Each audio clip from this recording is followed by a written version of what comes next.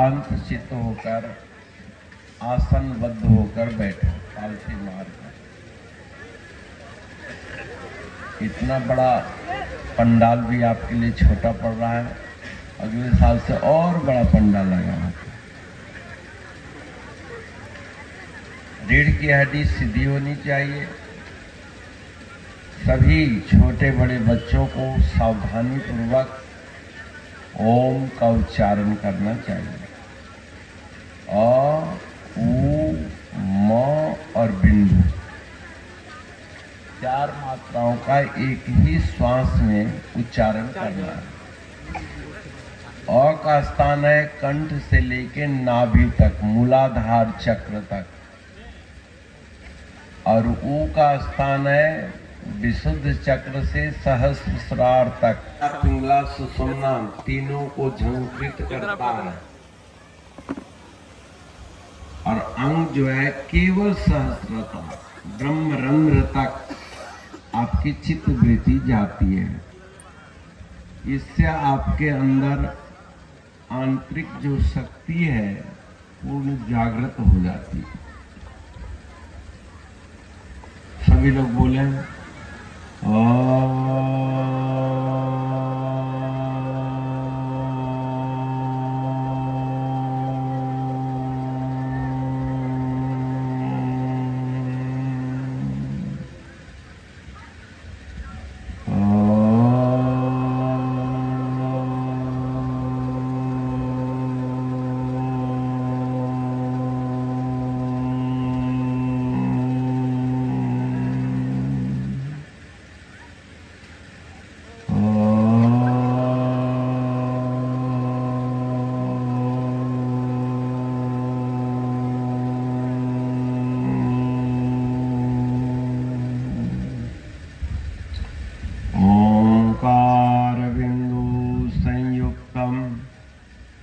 नित्यं ध्यायन्ति योगिनः कामदं मोक्षदं चैव।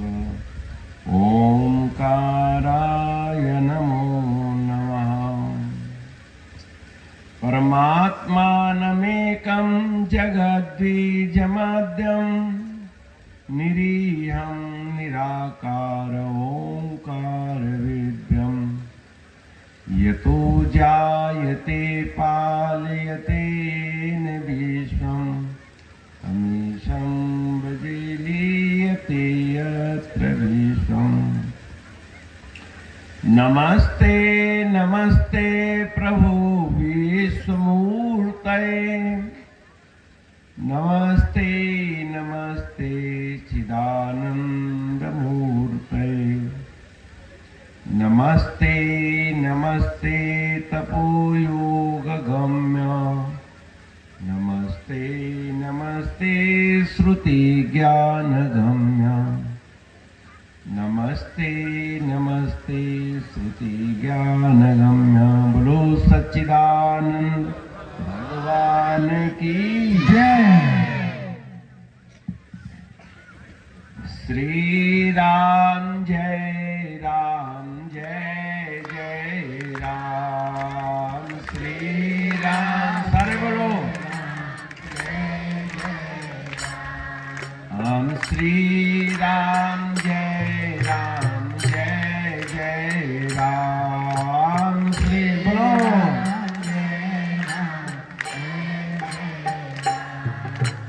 श्री राम जय राम, जय जय राम। श्री राम जय राम, जय जय राम। श्री राम जय राम, जय जय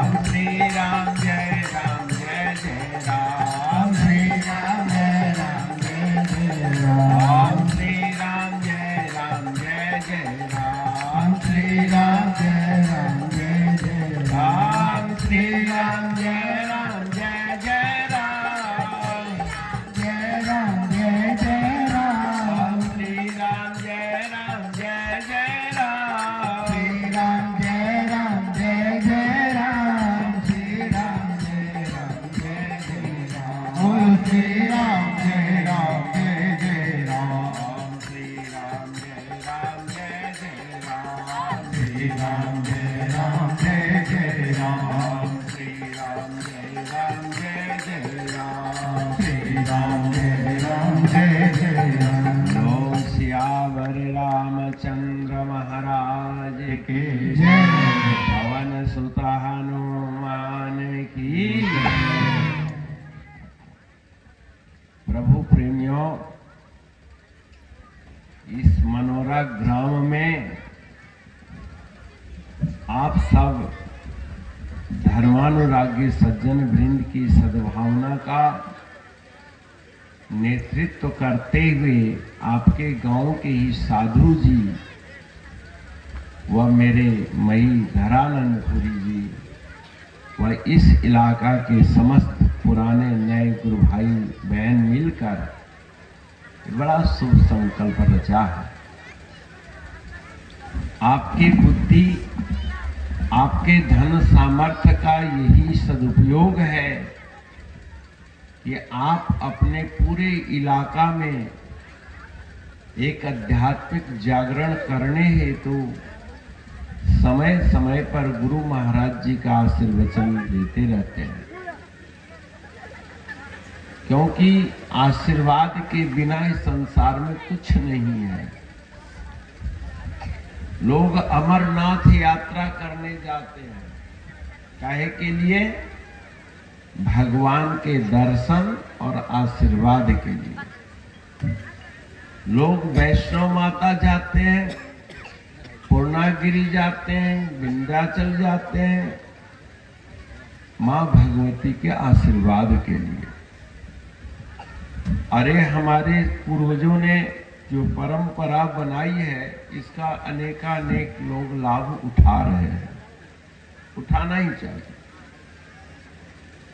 संत जहां सार्वभौमिक सोच देते हैं, वहां आपको व्यक्तिगत सोच के प्रति जागृत करना चाहते हैं,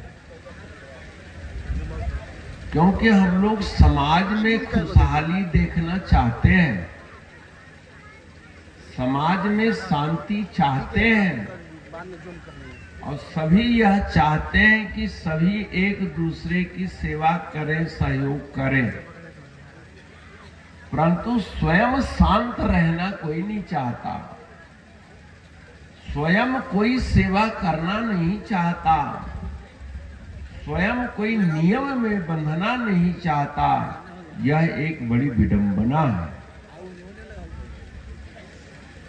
संत लोग जैसे कल खान पान की शुद्धि पर विचार किया गया कि आज समाज इतना निर्दयी क्यों हो रहा है,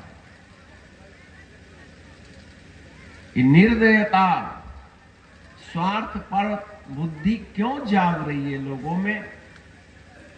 इसका मूल कारण है भोजन। आपके भजन में बाधक ही भोजन है। जैसे कल कहा कि तड़पते हुए प्राणियों का मांस आपके हृदय में जाएगा तो आपके अंदर निर्दयता आएगी ही आएगी, क्योंकि आपने निर्दयता पूर्वक भोजन किया है। आपके उंगली में कांटा चुभ जाए, आप डरते हैं, चिल्लाते हैं, केस मुकदमा कर देते हैं, लेकिन अफसोस यह है कि वो प्राणी आपके विरुद्ध कोर्ट में तो नहीं जा सकते, लेकिन उस ईश्वर की दरगाह में उसकी आवाज जरूर जाती है। भीष्म पितामह एक सर्प को, अधमरे सर्प को कांटों के झाड़ी में फेंक दिए थे, और जब तक उसका प्राण रहा कांटों से सारे बदन में चुभन को झेलता हुआ प्राण का त्याग किया था। और उसने कहा कि हे नारायण, ये मुझे मार ही देता, लेकिन इसने मुझे तड़फा तड़फा कर मारा है, ये मुझे न्याय चाहिए। परम पिता परमात्मा ने कहा कि निश्चय ही तुम्हें न्याय मिलेगा। महाराज, ये तो राजकुमार है, ये तो बहुत पराक्रमी है, गंगा पुत्र है, इनके आगे तो कोई आंख उठा के देख भी नहीं सकता, इतना प्रभावशाली है इस समाज में। बोले कोई बात नहीं, और सबके देखते देखते बाण सैया पर लेटे रहे और तड़पते रहे। सिर्फ एक सांप के मृत्यु काल में दिया हुआ श्राप है। आप लोग जानते हैं राजा दशरथ पुत्र वियोग में क्यों मरे? क्योंकि एक अंधे मां बाप के सुपुत्र को गलती से मार दिया था, श्रवण को। श्रवण के मां बाप का श्राप का फल 4 पुत्रों के रहते हुए वियोग में मरे कि नहीं? जस करनी तस भोगहि ताता, और कर्महीन नर क्यों पछताता। ये हमारे छोटे बच्चों को विशेष कर समझना चाहिए, क्योंकि ये नवजुवक है, ये भी सीख सकते हैं, समझ सकते हैं। निर्दयता का कारण मांसाहार तो है ही है। मांसाहारी मां बाप भी है। जिस मांस से आपका रज वीर्य बना, उसमें तामस वृत्ति है। उस बीज में, उस शुक्राणु में तामस संस्कार है, और उस तामस संस्कार होते रहने के कारण अभक्ष माता जो भक्ष नहीं करती है, मांसाहार नहीं करते, उस मां के गर्भ से भी वो बच्चा क्रूर पैदा हो रहा है। अगर सामाजिक क्रूरता को दूर करना है तो प्रत्येक इंसान को उसका जिम्मेवारी लेनी ही पड़ेगी। आपको याद है, आज से 25-30 साल पहले किसी गांव में कोई पढ़ा लिखा होता जो चिट्ठी पढ़ के सुनाता था। अनपढ़ समाज था, पढ़े लिखों की संख्या नगण्य थी, परंतु सरकार ने एक अभियान चलाया कि गांव-गांव में पाठशाला होनी चाहिए। लड़के लड़कियां वहां जाकर अध्ययन करें, और उस कार्य ने रंगत लाई कि नहीं लाई? आज हर घर का हर बच्चा पढ़ा लिखा है, ये गर्व का विषय है। लेकिन अफसोस यह है कि वो शिक्षार्थी तो है, अक्षर बोध तो प्राप्त कर लिया, लेकिन मानवीय गुणों का विकास नहीं हो रहा। मानवीय गुणों के विकास के बगैर पढ़ने लिखने से क्या होगा? पढ़ा लिखा है, अच्छा है, रामायण पढ़े, गीता पढ़े, भागवत पढ़े। भागवत पुराण या रामायण में हमारे पूर्वजों का ही चरित्र है। जैसे सदगुरु महाराज जी की सेवा हम लोगों ने करी है। आप लोगों में से सैकड़ों लोग दर्शनार्थी हैं, लेकिन आज के नौजुवक कहें कि ये महाराज जी थे कि नहीं थे, मुझे क्या पता। क्योंकि कोई भी प्राणी अपने गवाही के आधार पर, अपने चश्मदीद गवाही के आधार पर सारा ज्ञान प्राप्त नहीं कर सकता। किसी न किसी ज्ञान के लिए आपको विश्वास करना ही पड़ता है। आप स्वयं को अपने अनुभव के आधार पर सिद्ध नहीं कर सकते कि आपका जन्मदिन किस दिन है। कोई भी इंसान अपने अनुभव के आधार पर अपने पिता को सिद्ध नहीं कर सकता। उसके लिए मां का वचन ही सर्वोपरि विश्वसनीय है और होना भी चाहिए।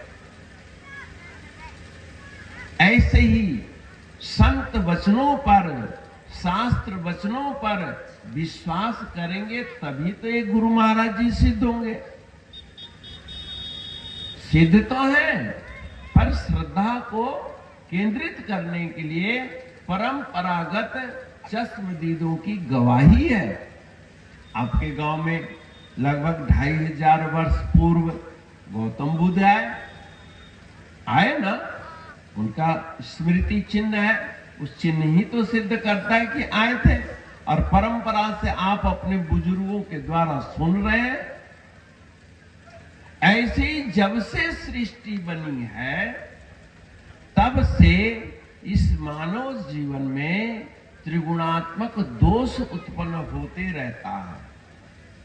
त्रिगुणात्मक दोष किसको कहते हैं? सतोगुण, रजोगुण और तमोगुण। और सतो रजो तमोगुण जो है 5 ज्ञानेंद्रियों के द्वारा ग्रहण किया जाता है।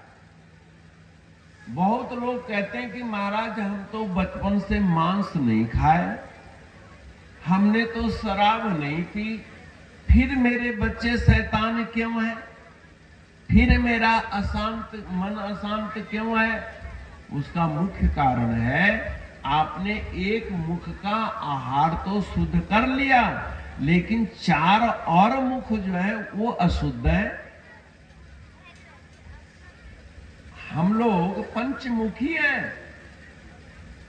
जैसे भगवान शंकर, हनुमान जी, गणेश जी पंचमुखी महादेव, पंचमुखी हनुमान, पंचमुखी गणेश जी की मूर्ति देखी होगी आपने। 5 मुख कैसे है भाई? मैं एक दफा हरिद्वार श्री निरंजनी अखाड़ा में था। वहां एक हरिचरण जी थे और उनके शिष्य थे गुरुचरण पुरी। वहां रात्रि विश्राम हुआ तो संत ने कहा कि राघवानंद जी ये बताओ, मनुष्य एक मुखी है या पंचमुखी है? हमने महाराज हम लोग तो एक मुखी है, एक ही मुंह को तो ब्रश करते हैं, एक ही मुंह को धोते हैं। तो जब भगवान के अंश हो आप, तो भगवान तो पंचमुखी है। एकानन चतुरानन पंचानन राजे, शिव पंचानन राजे, अंशासन गरुड़ासन वृषवाहन साजे, ओम जय शिव। गाते हो ना? क्या मतलब हुआ? जब हमारे भगवान के 5 मुख हैं तो हम एक मुखी कैसे हो जाएंगे भाई?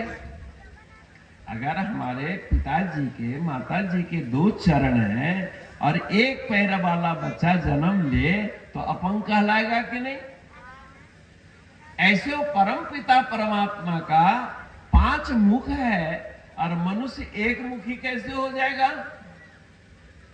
लेकिन आरती में कहा एक आनंद, एक मुख वाला, चतुरानंद ब्रह्मा जी 4 मुख वाले, भगवान शिव पंचानन, यानी एक मुखी विष्णु जी का है। क्योंकि उनके जी में जगत के पालन की ड्यूटी है, मर्यादा की स्थापना करनी है। तो मर्यादा स्थापित करने के लिए तो एक वचन चाहिए, सत्य परायणता चाहिए, नीति एक होनी चाहिए, तभी तो शासन चलाया जा सकता है ना? विष्णु भगवान का एक मुख क्यों है? कि वो मर्यादा स्थापित करने के लिए रामावतार लेते हैं।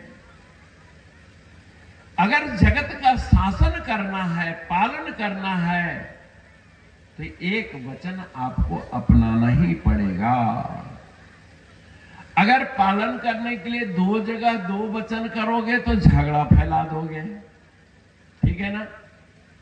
और ब्रह्मा जी के 4 मुख हैं, चतुर्दिक, चारों दिशाओं में देखते हैं, क्योंकि वो वेद के रचयिता हैं।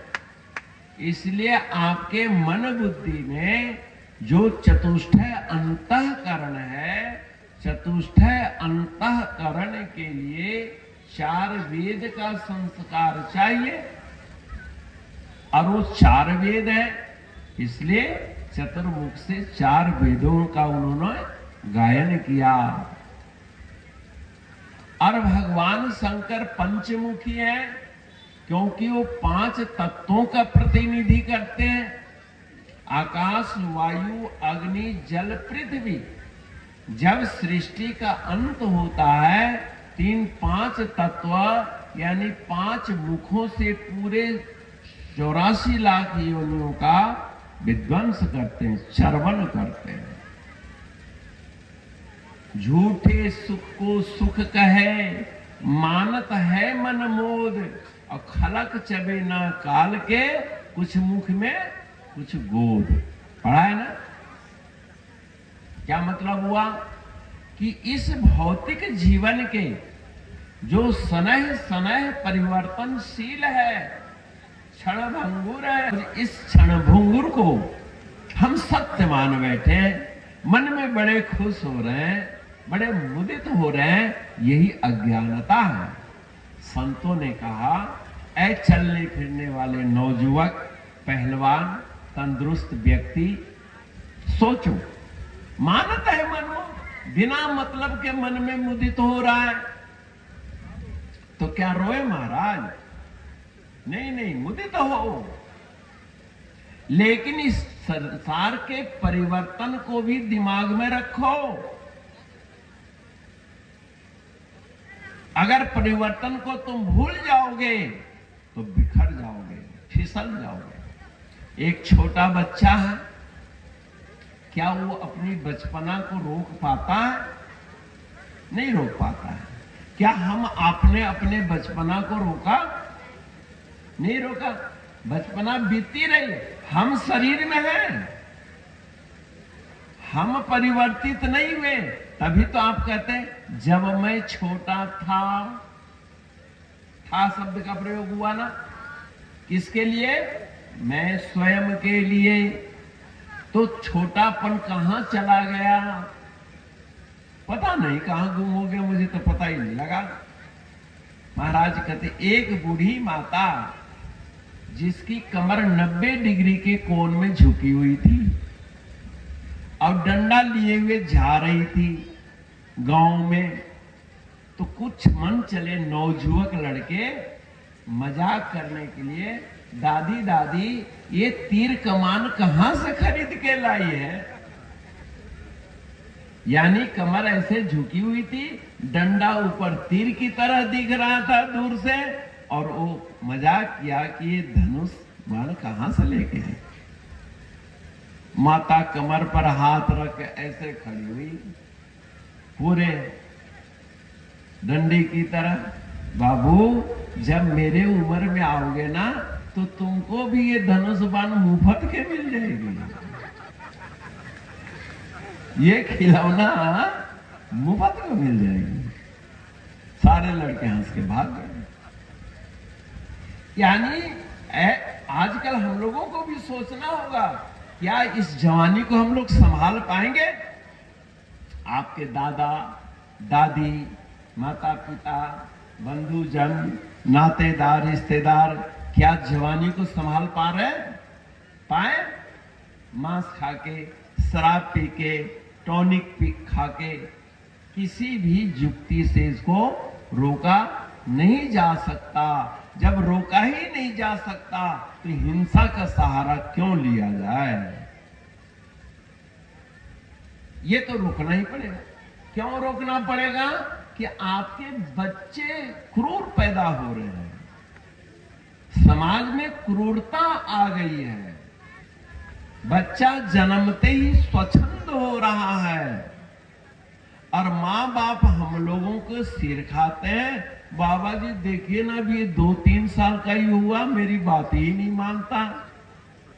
हमने, तुम अपने सास की बात मानते हो? तुम अपने पति की बात मानते हो? अब पति को कहते तुम पत्नी की बात मानते हो? तू अपने माई बाप की बात मानता ही नहीं और अपनी बात मनवाना चाह रहा है। ये कैसे होगा भाई? जस करनी तस भोगई ताता। जब तुमने अपने बड़ों का रिस्पेक्ट नहीं दिया, जब आप अपने से बड़ों को सम्मान नहीं दे रहे हो समाज में, तो आप अपने से छोटों से सम्मान पाने की इच्छा मत करो। तड़फो, तड़प तड़प के मरना पड़ेगा, क्योंकि खलक चबेना काल के, कुछ मुख में कुछ गोद। आप चबेना जानते ही हो, फुटहा जब खाते हो चिनिया बादाम, तो उसकी 3 अवस्था है। एक प्लेट में, एक चुटकी में एक मूंगफली चबा रहा है और दूसरे को फोड़ते हैं।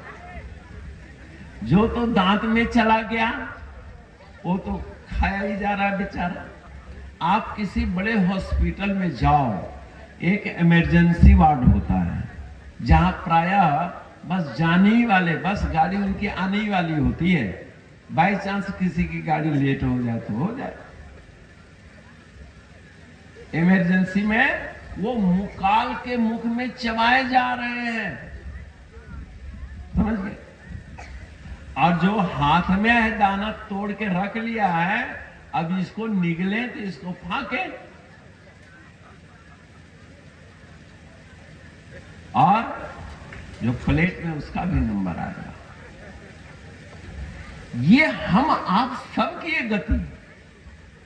तो महाराज इस काल से बचने का उपाय क्या है उपाय। श्री गुरु महाराज जी की जीवन की गाथा है। महाराज जी के अंदर सन्यास बनने की प्रवृत्ति क्यों पैदा हुई। भागवत में भी अपने बुजुर्गों का ही चरित्र है, और मैं भी अपने बुजुर्ग सतगुरुदेव का चरित्र सुना रहा हूं। महाराज जी जब 12 साल 13 साल के हुए तो अपने दोस्त के साथ बरसाती नदी में स्नान कर रहे थे। पहाड़ तक, अल्मोड़ा उत्तराखंड के रहने वाले हुए महाराज, और धारा इतनी तेज थी और एक भंवर आया और उस भंवर में इनका दोस्त नीचे खींच गया। महाराज जी जैसे तैसे बाहर निकल गए और वो दोस्त जल में डूबकर मृत्यु को प्राप्त हो गया। हल्ला मचा, मर गया मर गया मर गया। सब लोग इकट्ठे हुए, उसको गोताखोरों ने छानकर बाहर निकाला। मृतक था बेटा। बड़ा रुदन हुआ। आज हमारे इस मनोरा ग्राम में भी वो क्या थे, सच्चिदानंद पांडे जी ना, वो भी काल कलेवर हुए हैं रात्रि में। 80-82 साल की उम्र थी उनको। काल किसी को नहीं छोड़ता। उसके लिए कोई जात पात नहीं है, कोई कुल खानदान नहीं है, कोई तगड़ा और कमजोर नहीं है। नर नारी का कोई भेद नहीं है उस काल के यहां, न जन्म दर में और न मृत्यु काल। परमात्मा उनकी आत्मा को शांति दे, क्योंकि वो भी गुरुमुख थे। उनके परिजन भी शायद आज आए ना आए, पर सत्संग सबको सुनना चाहिए। सनातन धर्म में एक बड़ी विडंबना है कि मर जाए तो कहते कि पूजा बंद करो। ले, हम कहते खाना बंद करो, भोजन बंद करो। नहीं, गांव वाले खिलाते हैं महाराज। क्या खिलाते हैं? तो गांव वाले मिलके भजन करें तो क्या बुराई है भाई? क्या बुराई?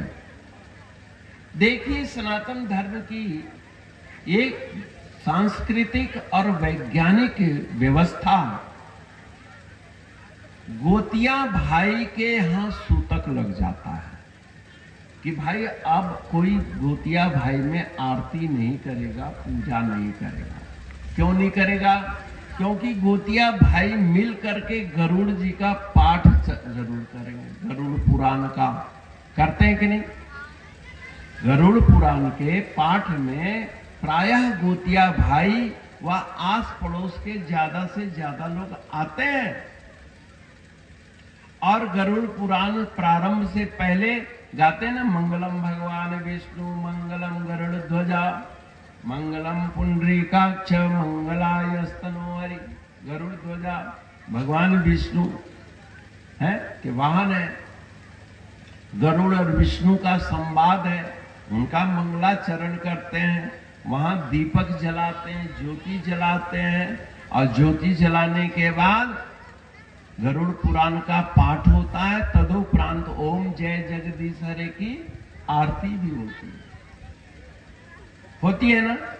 देखा है आप लोगों ने? देखना चाहिए। यानी आरती पूजा बंद नहीं हुई, संयुक्त आरती कीजिए। गोतिया भाई अलग अलग आरती क्यों कर रहे हो? जब एक जगह गरुड़ पुराण के पाठ में बैठ गए, एक जगह सबने मिलकर विष्णु का स्तवन कर लिया, गणेश जी का स्तवन कर लिया, तो अलग अलग जाने की क्या जरूरत? प्रायः पारिवारिक एकता को बनाए रखने के लिए एक ही जगह सबके लिए भोजन भी पकता है। और जब एक जगह भोजन पक ही गया तो घर घर में जाके फिर से रसोई जलाओ, क्या आवश्यकता उसकी? तो जैसे भोजन के लिए एक जगह निश्चित की गई, भोजन पकाने की एक व्यवस्था की गई, ऐसे भजन पूजन की भी एक व्यवस्था की गई कि सारे गोतिया भाई, सारे सरीके मिल करके एक जगह गरुड़ का पाठ कर लो पुराण का। धार्मिक कृत्य से कहां मुक्त किया गया? अरे जब प्राणी मरता है तो शमशान भूमि ले जाते वक्त भी 5 जगह पिंड दान करते हैं, पूजा करते हैं, और अंत्येष्टि में भी हवन सामग्री से उसको विदा करते हैं, हवन करते हैं। वेद मंत्र तो कहीं बाधित नहीं हुआ, क्रिया बदलती चली गई जैसे कृत्य। तो खैर ज्यादा गहराई में न जा करके मैं इतना ही कहूंगा कि मानत है मन खलक चबेना काल के, कुछ में कुछ बोध।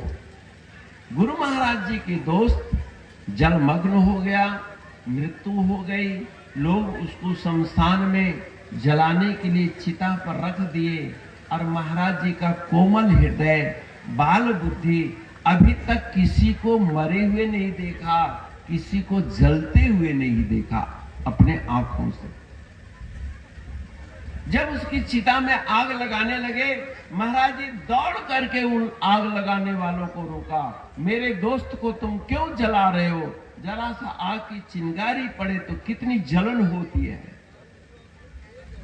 महाराज जी के पिताजी से लोगों ने निवेदन किया, अपने बेटे को समझाओ, कालक्रम की व्यवस्था समझाओ। ये तो मृत्यु है, आया है सो जाएगा, राजा रंग फकीर, ये तो जाना ही है। महाराज जी ने अपने बेटे को समझाया, बेटा तेरा दोस्त अब नहीं है, मर गया। मरना क्या होता है?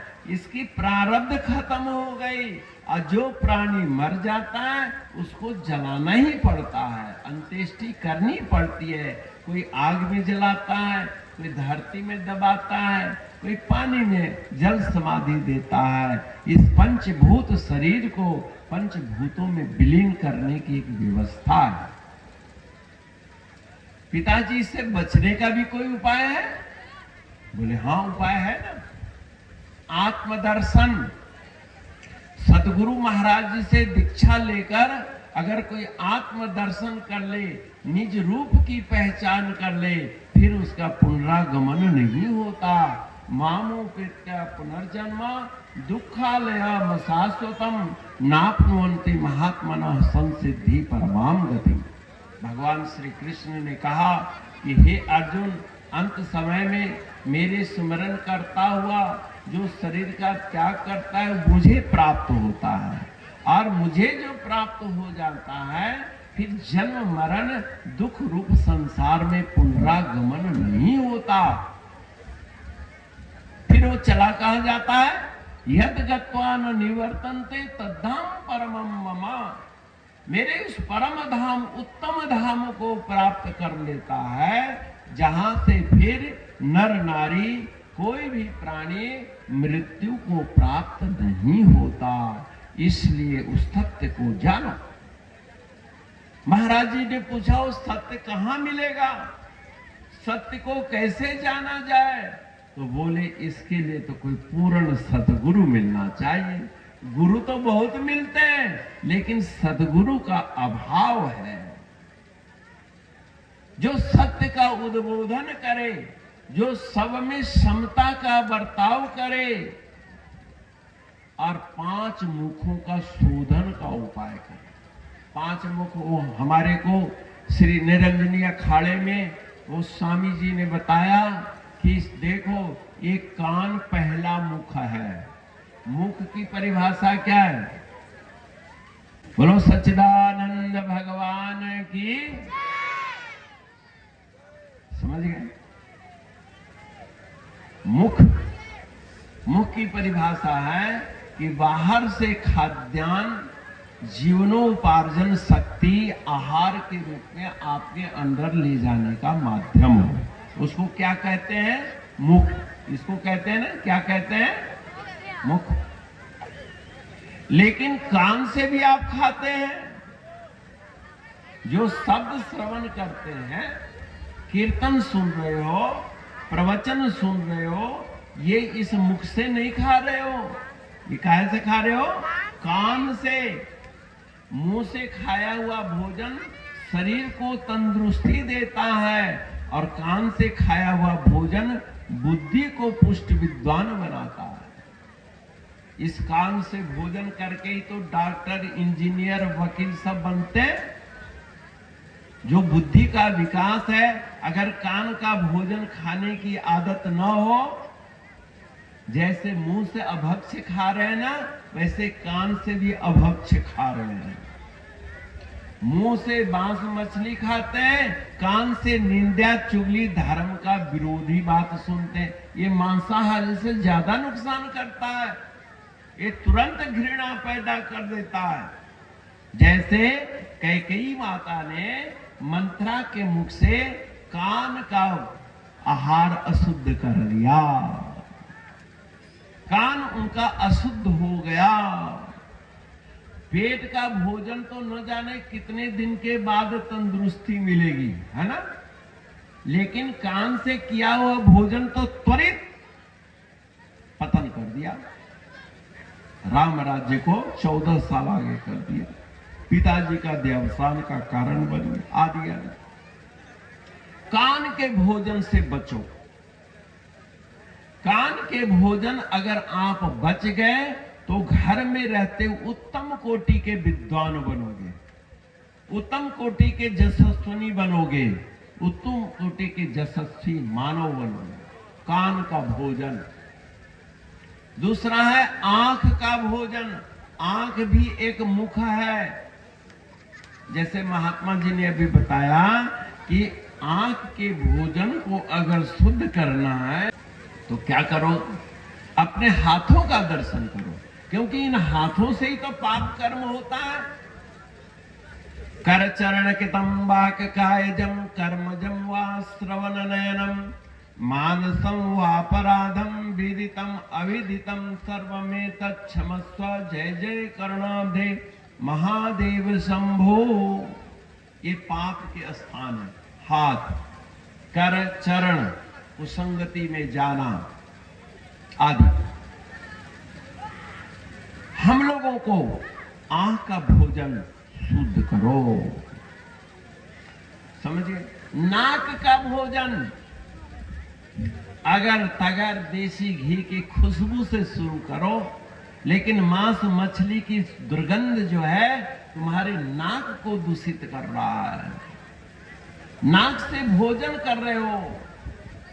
अरे त्वचा, भगवान के चरण छूकर त्वचा को सात्विक बनाओ तो आपके त्रिगुणात्मक दोषों का मार्जन हो जाए। तो भाई और बहनों, ये 5 मुख को शुद्ध करने का उपाय क्या है? साधु संगत मुख उज्ज्वल होवे, साधु संगत सुख दुख जाए। साधु संगत मुख उज्ज्वल होवे, साधु संगत सुख उपजे। सहजे सहजे हे मना सुख में रहो समा। साधु की संगति से ये 5 मुख उज्जवल होते हैं, यानी पवित्र होते हैं। सिर्फ कोलगेट दांत के लिए तो मिल जाता है, लेकिन भगवान के गायन कान का पेस्ट है, भगवान के विग्रह का दर्शन आंख का पेस्ट है। सुगंध जो इत्र आदि भगवान के मंदिर में प्रयोग आता है, उससे नाक शुद्ध होगी। भगवान के चरण छुओ, आपकी त्वचा शुद्ध हो जाएगी। तो साधु संगत सुख उपजे, साधु संगत दुख जाए, सहजे सहजे रे मना, सुख में रहो समा। जब आपके पांचों मुख उज्जवल हो जाएंगे तो साधु संगति से आपके तमाम दुख दूर हो जाएंगे। माताएं मेरे पास आती हैं, कहती मेरे को कुछ होता है, कोई भूत लग गया, प्रेत लग गया, पता नहीं क्या क्या लोगों को दुख है। भगवान श्री कृष्ण का चरित्र पढ़ो। जब पूतना संकटा का उन्होंने संहार किया सकटासुर का, तो देव माताओं में एक खलबली मच गई, इसको किसी ने जादू टोना कर दिया, मेरे घर में बार बार कष्ट हो रहा है। तो यशोदा माता ने क्या किया, किसी तांत्रिक के पास नहीं गया, वो अपने गौशाला में गई और गौ के पेशाब को एक बर्तन में रखी और उसमें गौ के बच्चिया के पूंछ भिगो कर झाड़ दिया। किसी को बेहोशी आती हो, किसी को मिर्गी आती हो, उसको गाय का पेशाब सूंघना चाहिए। सूंघने का उपाय क्या है, उसमें तौलिया या रुमाल भिगो करके सुखा के अपने पर्स में रख लो और उसको समय समय पर उस व्यक्ति को सुंघाओ जिसको मानसिक पीड़ा होती हो, समझिए। और कुछ आहार खिलाओ, बुद्धिवर्धक चीजें खिलाओ। बुद्धिवर्धक में आपके गांव में बहुत अच्छी चीज है, उसको कहते हैं भतुआ। क्या कहते हैं? भतुआ देखो हो ना, सफेद सफेद होता है, उसका जूस पियो। इतना बड़ा टुकड़ा काट के ग्राइंड कर लो या सिलौट में पीस लो, उसको जूस निकाल के पिलाओ, दिमाग को ठंडा है कि नींद आती है बड़ी अच्छी। गाय का देसी घी आप एक एक ड्रॉप दोनों नाकों में डालो। मेरी एक बिटिया डॉक्टर है, नीलू डॉक्टर है, डॉक्टर नीलू सक्सेना सिंगला, और वो कहती है कि स्वामी जी मेरी लड़की MBBS कर रही थी, उसको नींद नहीं आती थी क्योंकि 2-2, 3-3 बजे रात तक बच्चों को पढ़ना होता है, सिर भारी हो जाता है। तो हमने कहा गाय का देसी घी लो और एक एक ड्रॉप नाक में डालो, गरम गरम नहीं, गुनगुना, समझ गए? डालो। तरीका तो हम बता सकते हैं, करना आपको है, लेकिन आपका दिमाग में चक्कर आएगा तो आपको मांस का जूस पिलाएंगे, अंडा खिलाएंगे। अंडा जो कि पेट में ही सड़ जाता है। अगर अहिंसक बनना है, आप अपने साथ अगर हिंसा चाहते हो तो दूसरे की हिंसा करो। अगर आप बाल बच्चों का सुख नहीं चाहते तो जरूर हिंसा करो। अगर बाल बच्चों का सुख चाहते हो, अपनी बुद्धि का सुख चाहते हो, तो इसको तो शुद्ध आहार देना ही पड़ेगा। क्यों देना पड़ेगा? मेथड महाराज, लोग खाते हैं तो उनको हमने राक्षस कहा है। देखा, आप लोग मोटरसाइकिल अक्सर देखते हो, मोटरसाइकिल चलाने के लिए उसमें पेट्रोल डालना चाहिए। अब पेट्रोल महंगा हो गया, अब उसमें आप आधा पेट्रोल आधा केरोसिन डाल दो, इंजन चलेगा? गाड़ी चलेगी तो सही, लेकिन धुआं ज्यादा छोड़ेगी, इंजन जल्दी डैमेज हो जाएगा। ऐसे ये इंजन भी डैमेज हो रहा है। क्यों? कि परमात्मा ने इसको तो आहार शुद्धि के लिए बनाया था। वनस्पति प्रधान जीवन है ये।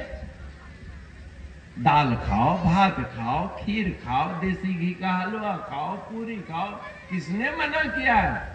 लेकिन हाँ, तेज नमक मत खाओ। हमारे पास आज कई बच्चे आए, हमने पूछा तेज नमक खाते हो ना? बोले हाँ। तभी गुस्सा आती है। जिस आदमी को, नर नारी को बच्चे बूढ़ों को गुस्सा आती हो, अपने आहार की ओर देखो, या तो आम का अचार ज्यादा खाता होगा, ज्यादा नमक खाता होगा, ज्यादा मिर्चाई खाता होगा, और नमक अगर कम खाता है तो ऊपर से कच्चा नमक खाता है, और जो ऊपर से कच्चा नमक खाता है उसको सबसे ज्यादा गुस्सा आती है, वाणी में कर्कशता होगी। आप आजमा के देख लेना, किसी से पूछ लेना, आप अपने जीवन में देख लो, अपने रिश्तेदारों में देख लो। क्यों? नमक में सोडियम है और पानी, जीभ में पानी है, और सोडियम और पानी के मेल से तुरंत चटक पैदा होती है। नहीं कहते आहा मजा आ गया, अरे मजा नहीं आ गया, एकदम हो गया ना तो नुकसान कर देगा। गुस्सा होगा, चिंता होगी, नींद खत्म होगी। आप 5-7 दिन नमक, ब्लड प्रेशर का है बढ़ता है, नमक के कारण ही तो बढ़ता है। अब आपके हाथ में नमक है, आपके अंदर ब्लड है, उसका प्रेशर बढ़ाओ चाहे घटाओ तुम्हारी मर्जी है। तो भाई और बहनों, ये देव दुर्लभ मानव तन प्राप्त करने के बाद क्या करना है? भगवान श्री कृष्ण ने कहा था, कल की बात में फिर से आता हूं, योगस्त कुरु कर्माणि संगस्त त्यक्त्वा धनंजया। अगर आप अपने जीवन में समृद्धि चाहते हैं, उन्नति चाहते हैं, तो सबसे पहले मन को एकाग्र करो। योग माने योगस् चित्त वृत्ति निरोधा। आपकी जो ख्यालात हैं, ये स्कूलों में प्रेयर क्यों कराई जाती है? प्रार्थना। इसलिए कि घर से स्कूल जाने तक बच्चे के मन में जो शैतानियां हैं उनको डाइल्यूट किया जाए और पढ़ने का मूड बनवाया जाए, और उसमें 5 मिनट का प्रेयर कराते हैं, प्रार्थना, फिर स्कूल में बच्चे जाके पढ़ते हैं। ऐसे ही रात को जब सोना चाहो, अपने जीवन को साधना से संपुट करो। योगस्थ आप कैसे बनेंगे उसका उपाय बता रहा हूं मैं आपको। संपुट, संपुट जानते हो? ढक्कन को। जैसे पंडित जी, आचार्य लोग जब पूजा प्रारंभ करते हैं तो हाथ में पीली सरसों या चावल रख के उसको ऐसे ढकते हैं। यजमान से भी कहते हैं तुम ढको, ढकवाते हैं ना, इसको कहते हैं संपुट। इससे क्या होगा? आपके हथेली से भी ऊर्जा निकल रही है, यहां से भी ऊर्जा निकल रही है, और सरसों अथवा चावल उसको शोषण करता है। और मंत्र द्वारा, क्योंकि मनुष्य एक ऐसा प्राणी है जिस समय जैसा सोचता है, जैसा संकल्प करता है, वैसी ऊर्जा निकलती है। इस गुलाब गेंदे के फूल से एक जैसी सुगंध आएगी, इस गुलाब के फूल से एक जैसी सुगंध आएगी ना। गुड़ का हमेशा एक ही स्वाद है, परंतु मनुष्य का एक जैसा स्वाद नहीं है। जब जैसा सोचता है वैसा होता है। ऐसा क्यों होता है भला? यहाँ पर हृदय में अष्टदल कमल है, इस हृदय में नहीं, वैसे यहाँ पर कहा है। योगा हार्ट, ये ब्रेन है, जहाँ बच्चे का तलवा हिलता है ना, उसको क्या कहते हैं? योगा हार्ट। चित्त वृत्ति के एकाग्र करने का हृदय जो है ये यहाँ है, और ये तो ब्लड पंपिंग सेट है, जिसको आम हम हृदय कहते हैं। इस हृदय को शुद्ध तो एस्प्रिन से होता है, खून पतला हुआ, खून दौड़ रहा है, लेकिन आपके मन बुद्धि में जो शांति अशांति पैदा हो रही है, इसकी अशुद्धि से नहीं, इसकी अशुद्धि से हो रहा है। यहाँ अष्टदल कमल जो है, एक पूरब की ओर है, एक पश्चिम की ओर है, एक उत्तर है, एक दक्षिण है। एक कोणात्मक है, पूरब और दक्षिण के कोण अग्नि कोण हुआ, एक प्योर दक्षिण कोण हुआ, एक दक्षिण पश्चिम का नैऋत्य कोण हुआ, एक प्योर पश्चिम कोण हुआ, एक पश्चिम उत्तर का वैव्य कोण हुआ, जिसको आप भंडार कोण कहते हो। एक प्योर उत्तर कोण हुआ, एक उत्तर पूरब का कोण ईशान कोण हुआ। अब ये कोणात्मक भेद क्या है? अगर पूरब की ओर आपकी चित्त वृत्ति है तो धीरे धीरे ज्ञान का प्रकाश होगा, क्यों? देवलोक का स्थान है पूरब, सूर्य देव जो है प्रकाश देने वाले हैं, बुद्धि को तेज करने वाले हैं, ऊर्जा शक्ति। सूर्य सिर्फ रोशनी नहीं देते हैं, रोशनी तो ये बल्ब भी दे रहा है, प्रकाश तो ये ज्योत भी दे रही है, लेकिन सूर्य प्रकाश के साथ ऊर्जा भी देते हैं, विटामिन डी भी देते हैं, और तो तमाम इस विश्व में रोगाणु है उनका नाश करते हैं, कीचड़ को सुखा देते हैं। आपके घर में दाल चावल में अगर फंगस पैदा हो गया हो, अगर धूप दिखा दो तो ठीक हो जाता है, होता है कि नहीं? आपके अंदर वैचारिक जो नमी पैदा हो गई, राग द्वेष उत्पन्न हो गया, घृणा उत्पन्न हो गई, तो सूर्य जो है पूरब की दिशा यानी ध्यान से वो डस्टिंग हो जाएगा। आप करके देखें। और पूरब और अग्नि कोण है, वहां अगर चले गया तो फिर वहां तो गुस्सा उत्पन्न होगा, लड़ाई करने का मन करेगा, छोटी छोटी बात में सहन शक्ति नहीं रहेगी। उस समय समझ जाओ तुम्हारा कोणात्मक दोष पैदा हो गया।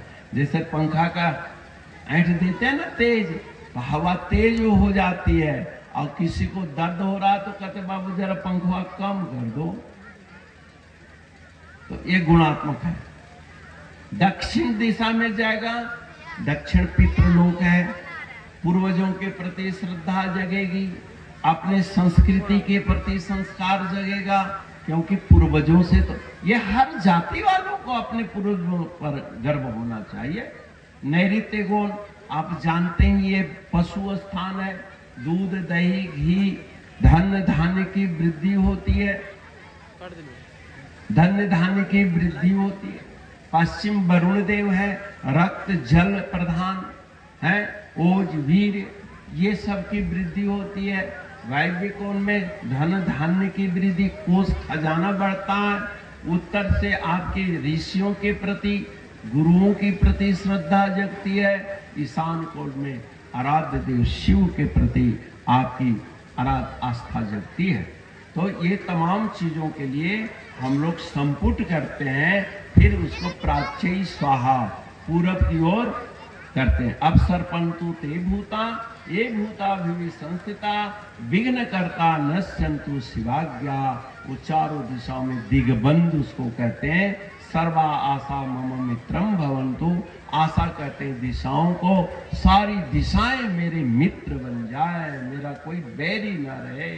ऊर्ध्व और अधो यानी स्वर्ग और पाताल सब आपके अनुकूल बन जाए। ये छोटे छोटे कर्म कांडों के माध्यम से आपके इस लौकिक सुख को वृद्धि करक बनाता है। इसमें आप निपुण हो गए, इसको कहते हैं कर्म कांड।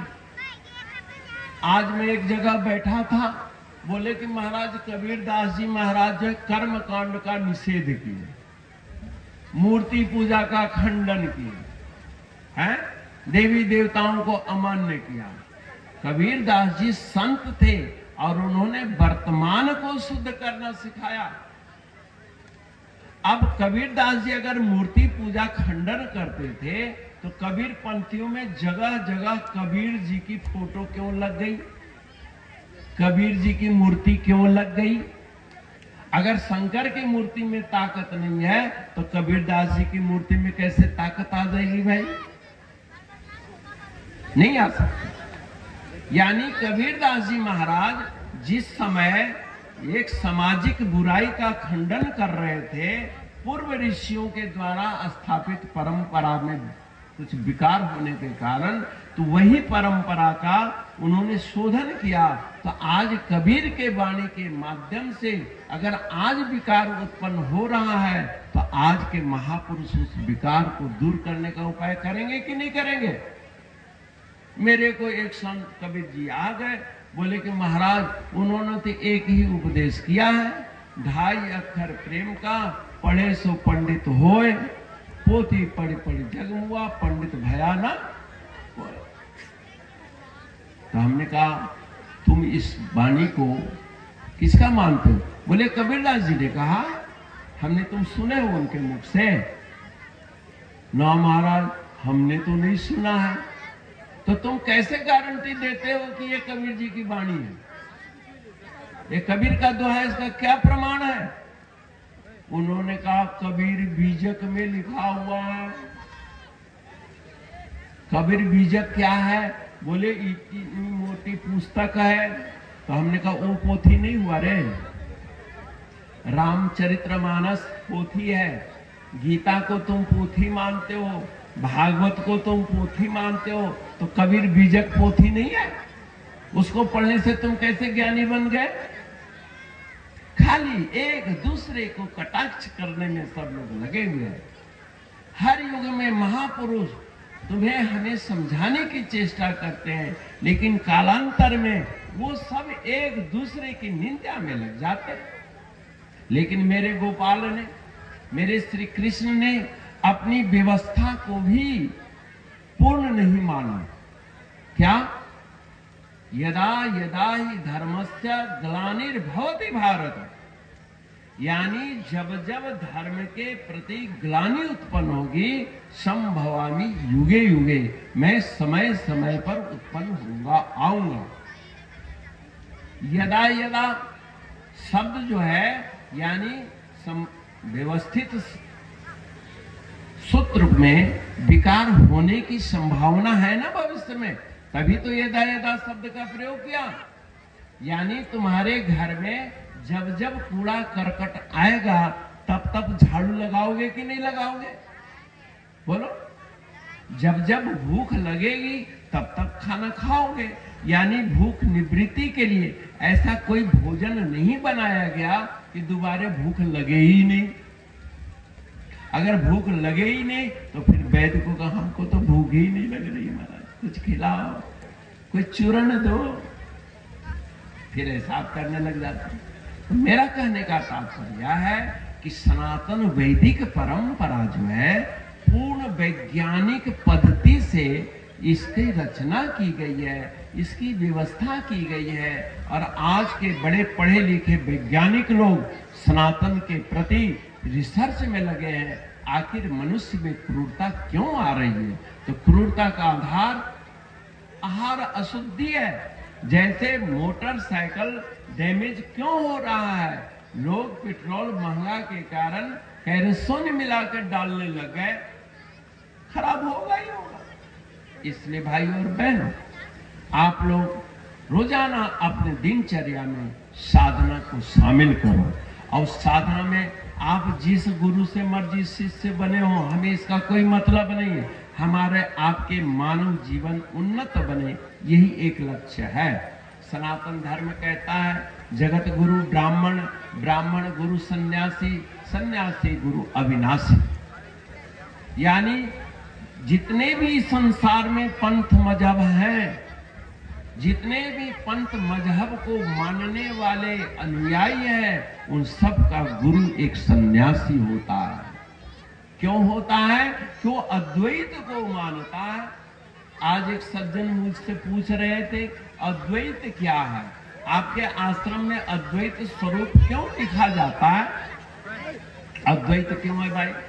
ये जगत गुरु शंकराचार्य ने अद्वैत शब्द का प्रयोग किया, परंतु जगत गुरु शंकराचार्य से पहले राम जी के गुरु जो वशिष्ठ जी महाराज हैं, योग वासिष्ठ में अद्वैत का बहुत सुंदर प्रतिपादन किया है। अगर अद्वैत सिद्धांत समझना है तो कभी योग वासिष्ठ का अध्ययन करो, श्रवण करो, तब देखो अद्वैत समझ में आएगा। परंतु कम समय के लिए आपको मैं अद्वैत शब्द समझाने की चेष्टा कर रहा हूं।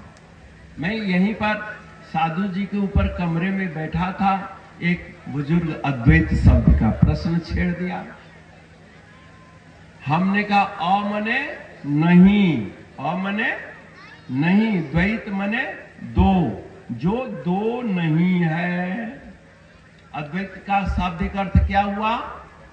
दो नहीं है। तो कितना है? तो लोग कहते एक है, बोले नहीं। क्या एक कहोगे तो संख्यावाचक में आ जाएगा? अगर क्या जगत गुरु शंकराचार्य जी को अद्वैत की जगह परमात्मा एक है ऐसा कहने नहीं आता था क्या? आता था, लेकिन उन्होंने कहा अगर मैं एक कहता हूं तो संख्यावाचक है और परमात्मा संख्यावाचक से ऊपर है, वो तो जीरो से भी आगे है। मेरे को एक प्रोफेसर मिल गए मैथमेटिक्स का, बात चल पड़ी, हमने पूछा गणित का उत्पत्ति कहां से है, अंक की उत्पत्ति कहां से है बताओ। अब वो मेरे से कहने लगे स्वामी जी मेरे को क्यों आप परीक्षा ले रहे हो, आप जो बच्चों को पढ़ाते हो मुझे पढ़ाओ, बताओ। आप यही तो पढ़ाते हो शून्य, 1 2 3 4 5 6 7 8 9 यही बताते हो ना? बोले हाँ। तो हमने कहा कि शून्य की परिभाषा क्या है? ना लंबाई है, ना चौड़ाई है, ना गहराई है, ना मोटाई है, शून्य का यही परिभाषा तो है। कहा तो शून्य जब कुछ है ही नहीं, अस्तित्वहीन को शून्य कहते हैं, और अस्तित्वहीन में से 1 2 3 4 ये 9 अंक कैसे निकल गया? बोले स्वामी, हमने कहा ये बताओ शून्य की उत्पत्ति कैसे हुई, शून्य कहां से पैदा हुआ? बोले बाबा जी ये तो हम लोग जानते नहीं, हम तो सीधे शून्य से ही मानते हैं। लेकिन आज मैं आपको बता रहा हूं, हमने कहा बिंदु और शून्य में क्या अंतर है? बिंदु यानी पॉइंट। बच्चे को आप पेंसिल दो तो दीवार में लकीर खींचता है कि नहीं? तो लकीर कब खींचेगा? जब पॉइंट बनेगा। पेंसिल को जो ही दीवार से कॉपी से टच किया कि बिंदु की उत्पत्ति हो जाएगी। और फिर बिंदु का विकास है रेखा, और रेखा की एक वृत्तात्मक अवस्था को शून्य कहते हैं। तो शून्य की उत्पत्ति कैसे हुई? बिंदु से हुई। तो हमारे यहाँ वेद में क्या लिखा? ओंकार बिंदु संयुक्तम नित्यम ध्यायन्ति योगिना। ये औम वाला नहीं, बिंदु संयुक्तम। बिंदु और अर्धचंद्र जो है ये रेखा का प्रतीक है, अर्ध रेखा। फिर उस रेखा की एक अवस्था आ ओ मा पीछे पूछो। आप लोग हिंदू हो, सनातन धर्मी हो, आरती करते हो, आपको आरती घुमाने आती भी है? ऐसे ऐसे घुमा दिया बस, ऐसे घुमाते हो ना? क्यों? और कई दफा ऐसे ऐसे भी घुमा देते हैं। पंखा अगर उल्टा चले तो नीचे की हवा ऊपर चली जाती है, समझिए। देखो ये ज्योति चल रही है, इतनी हवा है लेकिन ज्योति हिल नहीं रही है। कारण कि इसके ऊपर हमने एक चिमनी डाल रखी है, ग्लास दे दिया, लेकिन ऊपर से होल है ताकि इसके अंदर ऑक्सीजन का आना जाना जारी रहे। इस ज्योति से आरती करने का मतलब है जिस देवता के भी आप पूजा कर रहे हो वो सगुण है, और सगुण का चैतन्य अग्नि से ही चिन्हित किया जाता है। जैसे आप हम जिंदे हैं, इसकी क्या पहचान है? शरीर का तापमान एक निश्चित मात्रा में, और वह टेम्परेचर का प्रतिनिधि ज्योति है। जैसे शीशा गर्म है, शीशा में ज्योति नहीं दिख रही है, पर रुई की बत्ती में ज्योति प्रकट दिख रही है। ऐसे ही शरीर में जो तापमान है ज्योति का प्रतीक है, और यह ज्योति ओंकार रूप है। इसलिए जब भी आरती करो, भगवान को ज्योति घुमाओ तो ओम लिखना चाहिए ऐसे।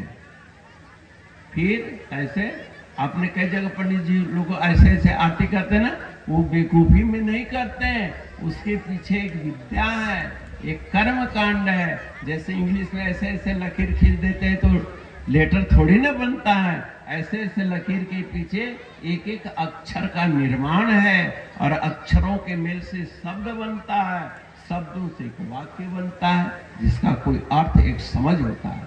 तो आरती पहले ऐसे करो, फिर यहाँ चंद्र बिंदु बनाओ, फिर बिंदु बनाओ, फिर एक पूछ बनाओ, फिर ऐसे। ये बड़ा कर्म कांड एक जैसे बाजा है, बजाने का तरीका है कि नहीं, ढोलकी बजाने का तरीका है कि नहीं, ऐसे आरती करने का भी एक तरीका है। तो इस तरीका को आपको समझना होगा। और आप चाहे किसी गुरु के शिष्य हो, मुझे इससे कोई मतलब नहीं, हर गुरु के यहाँ जब ज्योति जलेगी तो यही रूप होगा कि नहीं।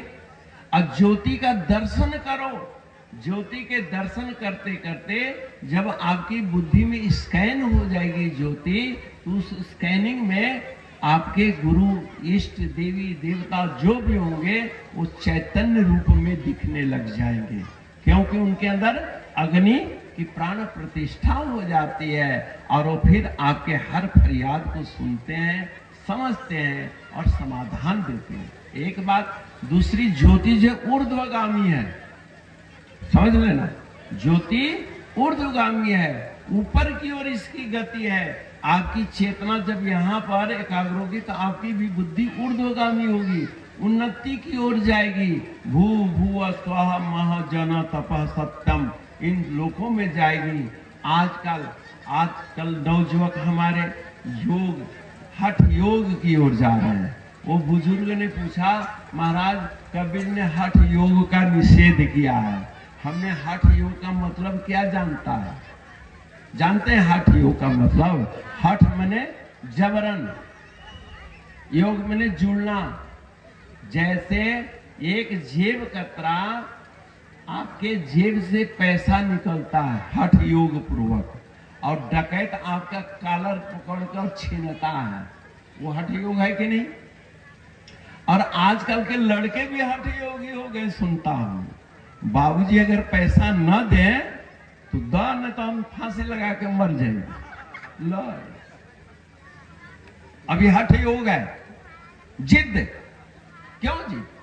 आप अपनी आवश्यकता पिताजी को समझाइए, माता जी को समझाइए, उनके पास जो कुछ है तुम बच्चों के लिए है, तुम नवजुवकों के लिए है, लेकिन आहार अशुद्धि के कारण वही त्रिगुणात्मक दोष है, तम अवस्था है, तो भगवान के लिए हठ तो नहीं करेगा, लेकिन आपके जेब के पैसे के लिए हठ जरूर करेगा।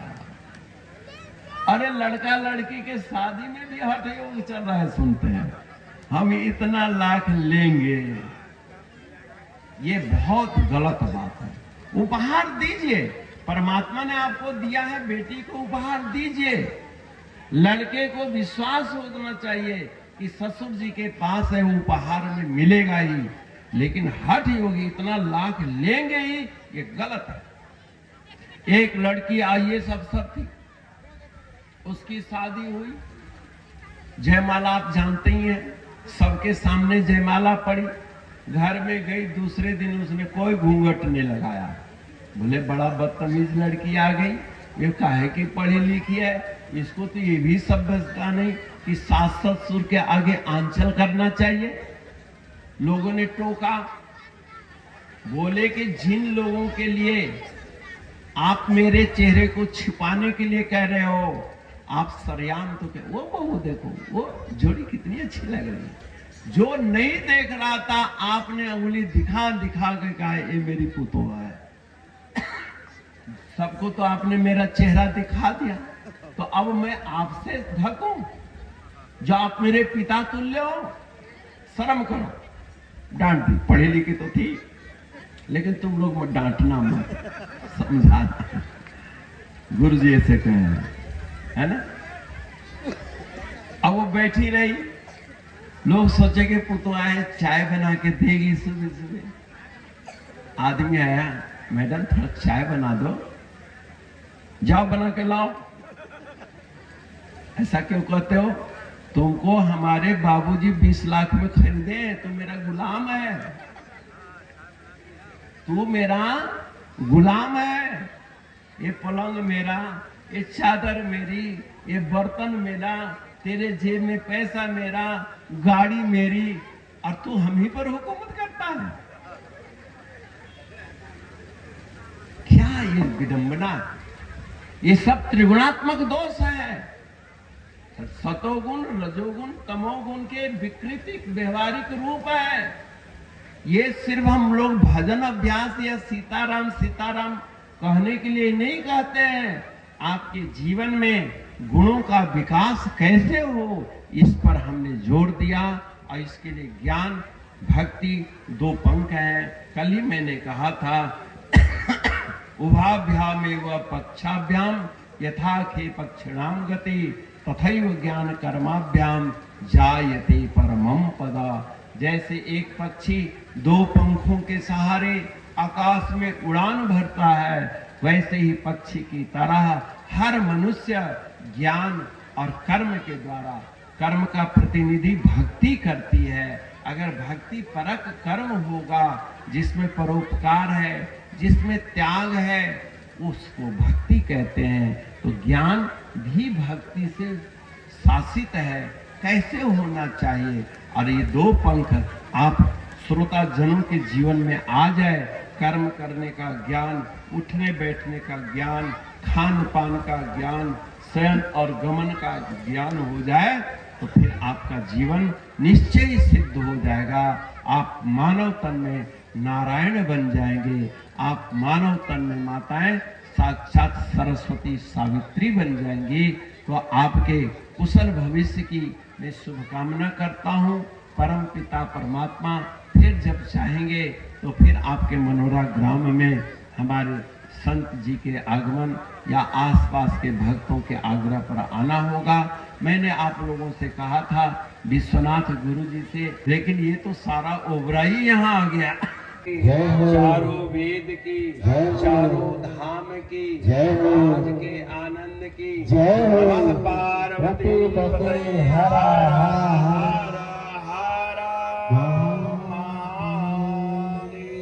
कृपया सभी लोग बैठे रहेंगे, प्रसाद वितरण किया जा रहा है।